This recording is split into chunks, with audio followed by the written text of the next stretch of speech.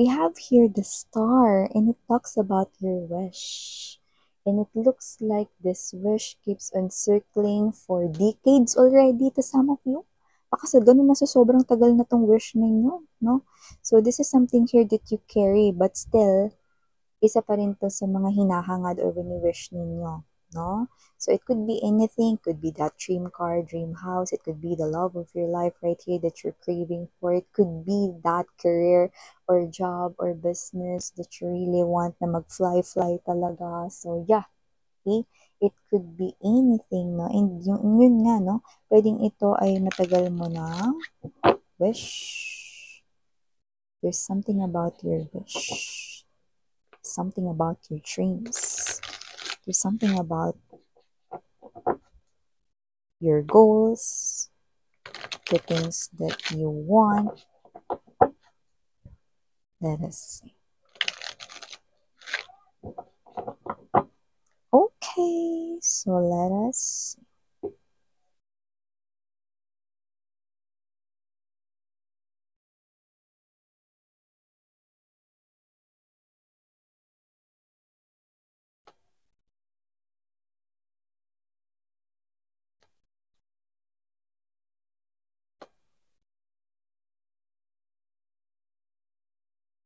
Okay, I'm picking up specific na sign or clue.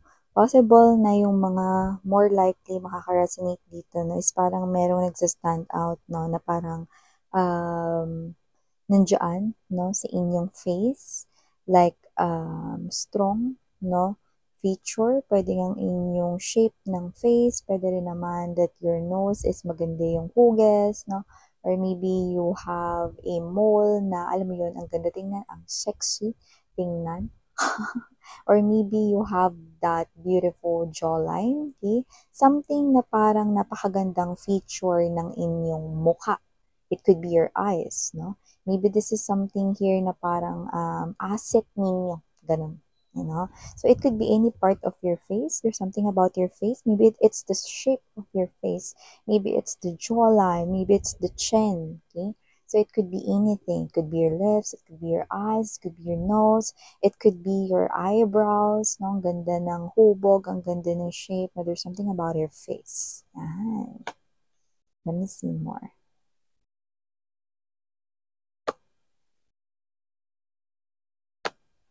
Yeah, and nakaguhit ito sa iyong mga palad, no? So, if you're gonna ask me, Miss Yan, it's true ba? The palmistry thing? Yeah, it's true. The palmistry thing, no? Yung mga hugis, linya sa inyong palad, no?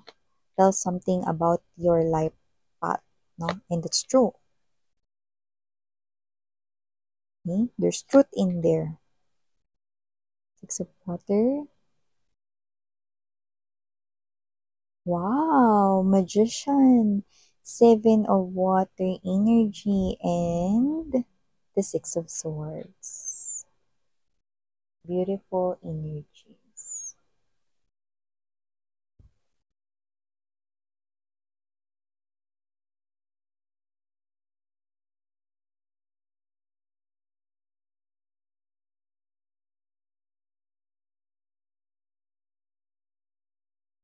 Okay, ayan, the better. Okay na mga babes, no, yan.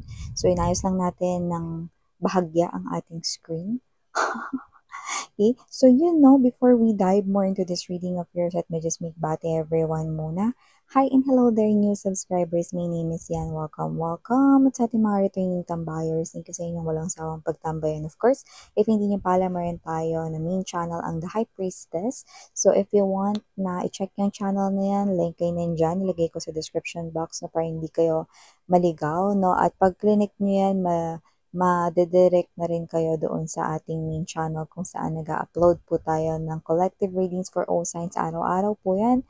At meron din tayo dyan na reading per zodiac sign kung yun naman ang hanap ninyo. Meron tayo weekly, every other day, or monthly. Yan. And yes, wala tayong gender dito mga babes, no? So, babae, lalaki, LGBT, lahat welcome. Pwede nyo rin pong i-switch at magkapalit-palit yung mga roles dahil possible talaga yan kasi sa itong general reading mga babes. And syempre, at the end of the day, lahat kayo ay may free will na free nyong gamitin anytime, anywhere. And please do know na wala rin po tayong time period.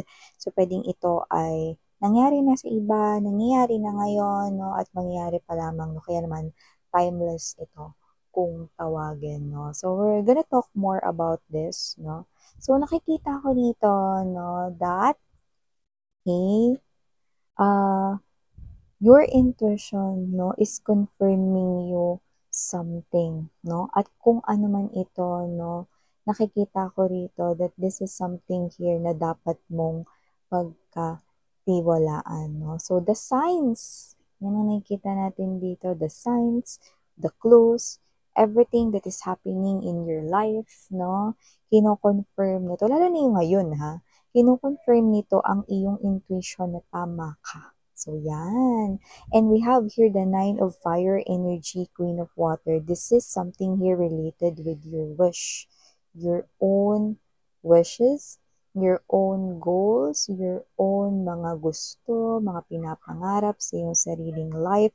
It's all about your dreams. It's all about the things that you want to happen here sa inyong life. With the Queen of Water energy, no, your intuition confirms it all.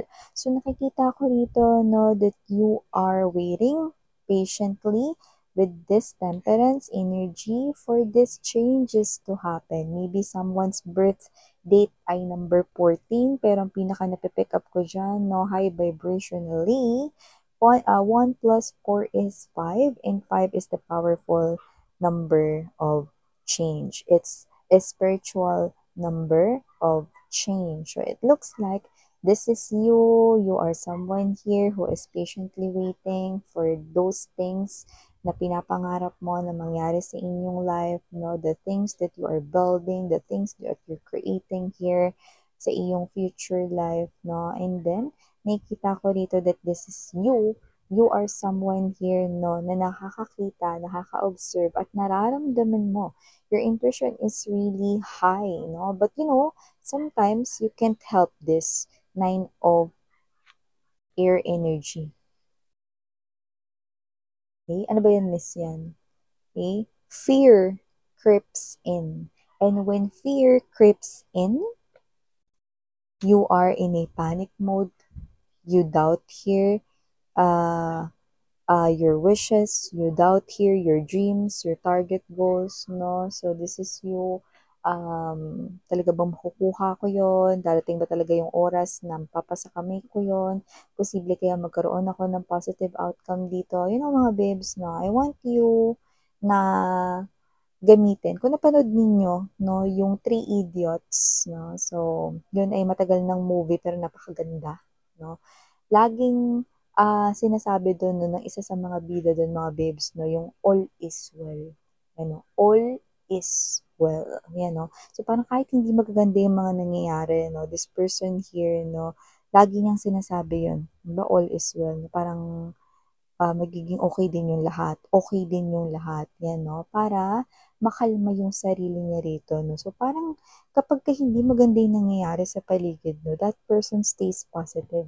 At nakakatulong sa kanya yung affirmation na yun, no? Na okay din yung lahat, magiging okay din yung lahat. Yan, no? So, may ganun siya klase ng energy.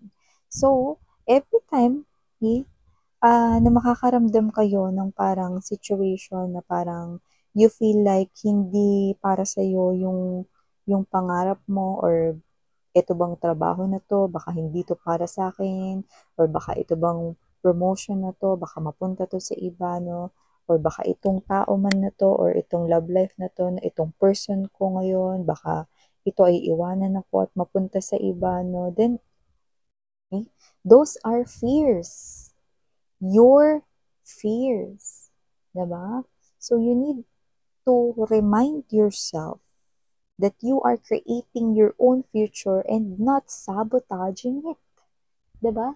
So, kailangan mo sabihin na sarili mo, mga babes, no, if you want that type of abundance, whatever type of abundance is that, pwedeng kasaganahan sa pera, no, but you feel like you're not worthy to receive a huge amount of money, or this is you doubt yourself na baka hindi ako ma-promote kasi baka mas magaling siya sa akin. What? And that, no, all is well. Remind yourself, no? So, okay, if you want that kind of partnership with someone, okay, don't doubt here yourself na ay baka hindi ko kaya na ma-handle itong relationship namin. Bakit kailangan mong i-handle lang yan, 'di ba? So, lagi ko sinasabi sa inyo sa isang relationship, no, para kayong nasa isang bangka, no? Pag hindi kayo nakaupo ng balanse sa magkabilang dulo, no, yun ay lulubog, 'di ba? At posible na mawalan ng balanse talaga, 'di ba? So, you need to remind yourself that whatever it is na wish, kaya mo nga yan wini-wish, 'di ba? Kaya mo nga yan hinihiling kasi yan yung gusto mo. Gusto mong mangyari, 'di ba? So don't sabotage here your own wishes. Okay? You are already working on it. 8 of Earth energy. Okay? Ginagawa mo, tuloy-tuloy ka rito. 8 of Earth, 9 of Earth energy. There's consistency. But look at your middle energy. Yan, Strength card. This is something here na parang difficult for you. This is something here na parang medyo hard for you. Ba't kailangan maging hard? Bakit kailangan maging difficult? Okay? We are talking about your wish. We're talking about your goals right here, 'di ba? So, you're putting in the work. You're doing everything. Okay? So, why doubt? 'Di ba? So, if you're working here, you put actions, okay? But you doubt here na yung mga actions mo baka hindi mag-work. Then you're also telling your wishes, no? Kahit hindi mo intention or it's not intentional, no? You are telling your wishes na, ay, baka hindi to para sa akin. Ay, baka para to sa iba. Parang nililet go mo na yung wish mo. Okay? So, do not let go of your wish because your wish is something here that you want dyan sa heart mo. 'Di ba? So, you just need to trust. Okay? You just need to trust and raise your confidence because you're already doing something. Kasi pag nawala ka dyan, no? At nagpatalo ka rito na, ganito, no? You want a promotion. Ay, gusto ko to, ginagawa ko lahat, nagpapakasipag ako sa trabaho, ito, naku, ang dami ko nang natapos dito, wala na akong pending dito. And then someone here applied sa inyong kumpanya, no? This person right here, no, narinig mo, ay naku, napakaganda ng qualifications ng bagong pasok ng ano natin, baka in no time, wala pang 6 months, bigla siyang ma-regular at baka maging boss na rin natin siya. Dahil narinig ko yung mga employment histories niya, naku, napakagaganda, no? And then, kayo ito na from your confidence na bigla kayong natakot. Narinig ko na baka meron talagang potential yung bagong pasok. Baka siya yung makakuha ng matagal ko ng wini-work na vacant position dito, yung higher rank na position. Baka siya yung makakuha nun. See? It's fear. 'Di ba? Not because someone enters, titigil ka na. What if the universe is just challenging you? Or what if the universe is really trying to help you? Magpapadala nga ako ng may qualifications din. Yan o, hindi para kunin yung wish ni collective, kundi para i-push ka, no? Na ilabas yung galing mo, na mas ipakita pa, na mas worthy ka or karapat-dapat ka, mas deserving ka para dyan sa promotion na hinihiling mo. 'Di ba? Ganun din sa love, no? If yung wish ninyo may kinalaman sa love, no? And this is you, no? Nililigawan mo or nasa ligawan stage na kayo, no? Ng taong gusto mo. Okay? And then maganda, nagkakamabutihan na kayo, nagkakahulugan na kayo ng loob dito. And then someone came. Bago lang, no? And then your person right here, no? Na nililigawan mo or nasa ligawan stage kayo, no? Smiles a lot, no? Ngumingiti siya rin sa bagong person right here, no? And then bigla ka na pang hinaan ng loob, 'di ba? But that person na nagkakaligawan stage na kayo, nagkakamabutihan na kayo, that person is already opening up his or her problems din sa inyo, no? At kung ano nangyari niya sa buong day, no? Pero dahil lang dun sa inismailan niya, yung bagong dating, no, na posibleng may gusto sa person na nagugustuhan mo. Ba yan? Baka talo na ako, baka maunahan pa ako nito. Fear creeps in, no? What if the universe is not trying to steal the woman or the man na nagugustuhan mo, pero ang gusto lang pala ni universe is prove to me how much you love that person before I'll give that person to you. What if the universe is trying to push you more para mas ipakita pa yung love and yung adoration mo for the person that you like? See? It's not always, universe don't want me na ma-receive ito. Bakit? Kasi nagpadala siya ng tao rito. What? Is that really what the universe is trying to tell you? To steal something away from you? What if the universe right here is testing you?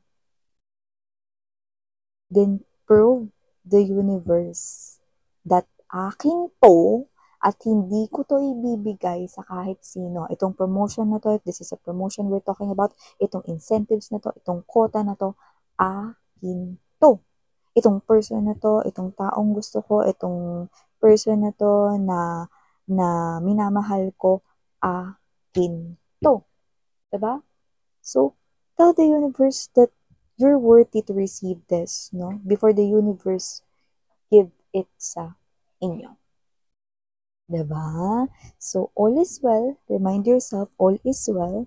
Yan, no? And if, ganun din, no? If you have a partner ngayon, mga babes, no? And then, this is you are already in a beautiful connection with your person, like may relationship na iba sa inyo, no? And you are in a wonderful relationship and you're manifesting here na sana kayo na forever, na sana this person here, no, will ask you to marry him or her one day, no, or in no time, no, and then someone came, okay, sexy, gorgeous, handsome, whatever, very attractive physically, no, and then fear creeps in. Feeling ko malapit na makipaghiwalay sa akin yung person ko kasi meron ditong sexy, gorgeous, handsome na kilala siya rito. What? Diba? So, una sa lahat, okay, you cannot manifest if your vibration is really low. Meaning to say, kapag kayo ay natatakot, kapag kayo ay nagiging emosyonal, kapag kayo ay hindi nagtitiwala sa inyong sarili, then doon tunay na nagkakaproblema. Universe could be trying to test you. Okay? Just remind yourself, all is well. Because whatever it is that's happening in your life, Magician, 7 of water energy, 6 of air, you are already seeing the synchronicities. You are already seeing the signs, the clues, the hints that whatever it is that you're manifesting, 6 of air energy, is coming to you. It will happen. So do not worry. Do not overthink. Okay? All is well. Okay? Okay? Imagine, ano man yan, hindi lang yan tungkol sa trabaho, no? Whatever, no? Maybe it's the house that you want. Mansion. Maybe it's the dream car that you want. Okay? That doesn't mean na gusto rin yan ng iba, kanila na rin yan. Diba? Know that that dream, that goal, that your wishes, no, ay coming toward sa inyo. So yeah, mga babes, no, keep on doing what you're doing. Okay, keep on working on what you're doing. Consistency is the key, and then remove this, no. You need to, believe and trust sa inyong self, no? May mga signs na, nakikita mo na yon, and it already confirms your intuition. So again, I'm Yana on me. Sanang hiya mga mahal na for some reason we have here initials. I'm gonna give it to you. We have here letter T. We also have here letter S. And here, no, nandito din ang letter O. We also have here the letter R. And last but not the least, the letter A. So, yan mga babes na mga initials or possible na mga nasa letters ng names ninyo. Thank you so much na again, Miriana on Sarang Hiyo, Love and Light. I'm